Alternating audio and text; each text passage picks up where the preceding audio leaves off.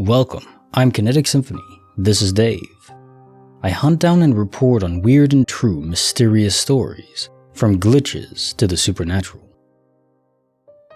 Case file number 1971, written by BigTrussComeSeeMe. Ontario's Sorrow, and a meeting that shook my tomorrow. I was driving south from northern Ontario one year. I'm talking up near Hearst on my way to Toronto when I was at university. If anybody is unfamiliar with the area, northern Ontario is a vast spread of Canadian Shield, rocky landscape, and dense brush. A bunch of relatively small mining towns spread out all over like a 300-kilometer radius. It's kinda eerie, and Highway 11 is the most depressing stretch of highway I've ever been on. For anybody familiar with it, it's close to midnight, and I'm past Kirkland Lake, cut off, and decide to stop at the next stop and diner, whatever, to get a coffee and stretch my legs.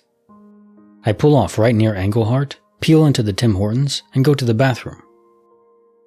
After I come out, I grab a coffee and a snack and sit down to eat it. About 10 minutes go by, and this old lady sits down at my table. There is nobody else at the shop, apart from the ladies behind the counter. At first, she didn't say anything, just looked at me, and she could probably tell I was a little freaked out. Finally, she just went, "Truss, it's so good to see you. How have you been? How is Dad's name and Mom's name? And has Sister's name finished up with school?" I started to shake. I was so nervous and asked her how she knew who I was and that I would be there. I'd never been there before. She got super quiet again, just smiling, and told me they'd been keeping an eye on me. And then she left, and that was the end of it. I don't know who she was or how she knew me, but at midnight in a little bum-frick town in northern Ontario, in the middle of the night, some old lady knew my entire life. It was enough to freak me out for the next little while. Case file 1971, Ontario's Sorrow, and a meeting that shook my tomorrow. Okay, so hold up, right? This is one of the most creepy stories I've ever read. Not initially, but towards the end, when this old lady says, "We've been watching you? What the F are you talking about? Who is we? And who the hell are you?" It sounds like alien vibes or Adjustment Bureau, something like that. Who are you? What do you want? How do you know who the hell I am? Why have you been watching me? I got no answers besides aliens, woo! Grow my hair out. Creepy as hell. Case file number 1972, written by cynicalspunk. The Invisible Remote, with a chilling note. I was binging the last 3 episodes of a series today. Before the last episode started, I ran to the bathroom and came right back. I went to grab my remote, and it wasn't on the couch. Okay, no big deal. I fluffed out my blanket, checked between the armrests and cushions, where it always falls. Behind the cushions under the couch, nothing. I checked the bathroom, the kitchen, the other living room, outside on the patio, nothing. I'm a freak, so I FaceTimed my mom and brother, they were together, and asked them to be my second pair of eyes, as moms can find anything. True. They thought I was crazy, but I showed them with my hands, running between the cushions and checking everywhere in the house. My cushions don't come off the couch, and I can only stick maybe 4 inches of my hand in there before I'm hitting crumbs. My brother even said, "Man, that's weird." However, my mom said, "Just sit down and calm down. You'll find it." Right when she said that, I put my hand down, and just like that, it was right between the cushion and the armrest. It was visible. I felt the biggest chill crawl up my spine that scared me so hard that I started ugly crying. My mom thought it was hilarious, but my brother could tell something wasn't right. He watched me stick my hand there multiple times. He knew. Case file 1972, The Invisible Remote, with a chilling note. So you're absolutely right that moms can find anything. I've seen a few memes of that on Instagram where someone's in the fridge looking for an item and they ask, "Mom, can you help me?" The mom comes in and then it's just a clip, a shot of the fridge again, and the object they're looking for materializes it from thin air and the mom pulls it out. What? That wasn't there. But they always find it. It's bizarre. In this case, they didn't find it. It was you. And it was a classic case of DOP re-render. Bizarre stuff that happens all the time. Maybe somehow moms can control when an object re-renders. They're in on it. The day they become mothers, they're read into the secret code of the universe and told, you can't tell anyone. You can use the power, but it has to be quiet. Keep it on the down low. Case file number 1973. Written by booradleyisgray. Escape and return. Lessons to learn. I was returning home in the late afternoon on an average day. There were no other cars in the driveway, so I braced myself when I opened the door for my family's large dogs, a German Shepherd and a Chow, to run out when I opened the front door. I was thoroughly unsuccessful, feeling them both sprint past me the second the door was opened, enough for them to break out. I immediately turned and ran back to the front yard, calling for them. Bear, Hans, come on guys, Bear, Hans, let's go, come on, we need to go in. My panic was increasing exponentially as I ran up and down the street. We lived on a kind of suburban neighborhood side road with little traffic, but close enough to busier streets, a park we frequented, and an elementary school that I urgently needed to find and return our slightly reactive, large dogs to the house.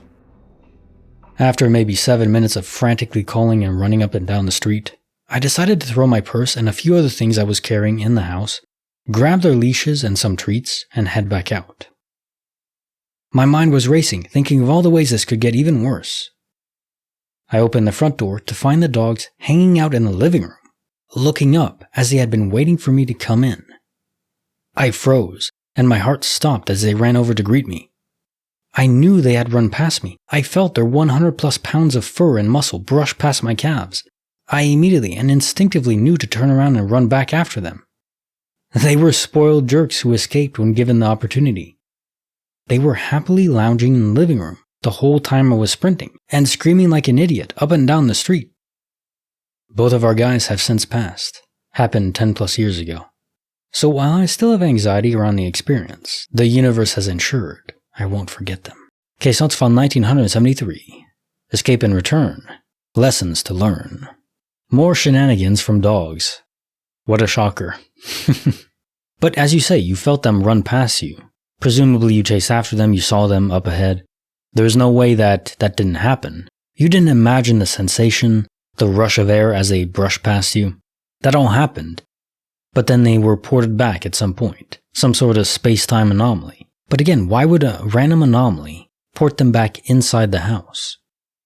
Doesn't make sense unless someone was looking out for you and literally opened a portal, like Doctor Strange opening a portal with Loki, so he falls endlessly, but instead it just pops them back into the into the living room. Yeah, definitely someone has a way to control these portals out there. And I guess guardian angels do. That would be an indication of that in this case. Case file number 1974, written by Desperate Worker 532. Midnight Math busted by Time Warp's Wrath. I worked that week at a barn near my house. I have only 6 kilometers or 3.7 miles to drive there.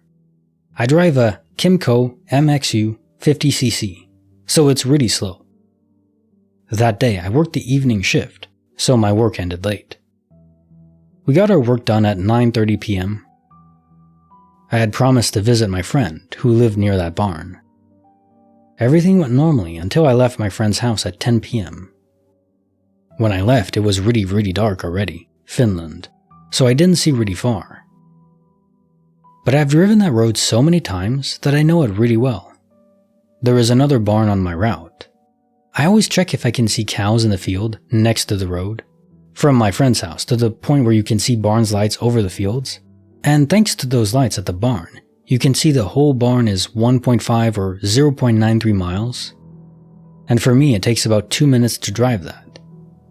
When I left to go to that barn in 2 minutes, I drove past 2 houses really close to the road just before the barn. You can't drive past them without noticing. I checked if some cows were close to the road, and there were 2. I saw them a little bit when my headlights illuminated their white hair.